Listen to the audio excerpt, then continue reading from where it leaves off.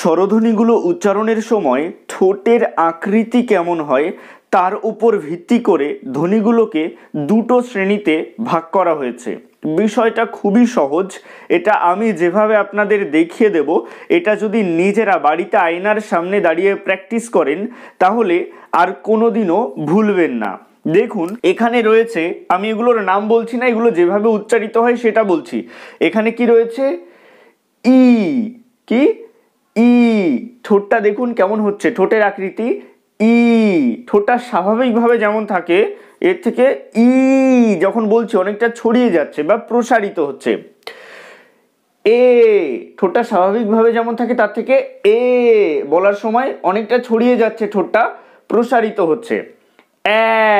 ঠোঁটটা স্বাভাবিকভাবে যেমন থাকে তার থেকে এ বলার সময় অনেকটা ছড়িয়ে যাচ্ছে বা প্রসারিত হচ্ছে। তাই ই, এ, এগুলো বলার সময় যেহেতু ঠোঁটটা স্বাভাবিকভাবে যেমন থাকে তার থেকে অনেকটা বেশি প্রসারিত হয়ে যায়, তাই এই ধ্বনিগুলোকে বলা হয় প্রসারিত স্বরধ্বনি। কি? প্রসারিত স্বরধ্বনি। এবারে এইগুলো দেখে নেওয়া যাক।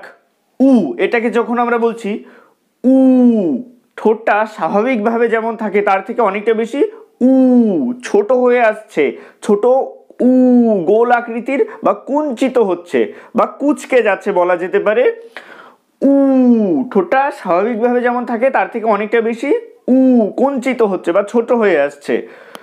ও, স্বাভাবিকভাবে যেমন থাকে তার থেকে ও ছোট হয়ে আসছে, কুঞ্চিত হচ্ছে।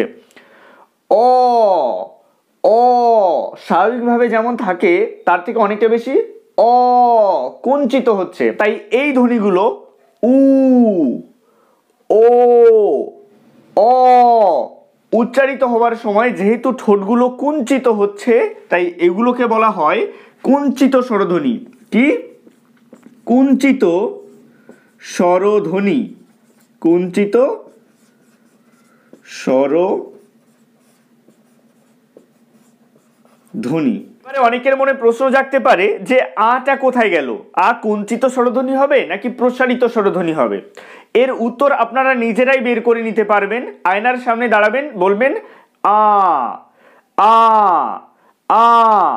সম্পূর্ণ প্রসারিতও হচ্ছে না আবার কুঞ্চিতও হচ্ছে না, তাই আটা প্রসারিতর দলেও যাবে না আবার কুঞ্চিতর দলেও যাবে না। আশা করি প্রসারিত স্বরধ্বনি এবং কুঞ্চিত স্বরধ্বনি কাকে বলে এটা আপনাদের সহজভাবে বোঝাতে পারলাম। আজকের ভিডিওটা কেমন লাগলো অবশ্যই কমেন্টের মাধ্যমে জানাবেন। ভালো লাগলে লাইক করবেন এবং শেয়ার করতে ভুলবেন না। ভালো থাকবেন, সুস্থ থাকবেন সকলে, আর অবশ্যই RS বেঙ্গলি ক্লাসরুমের সাথে থাকবেন।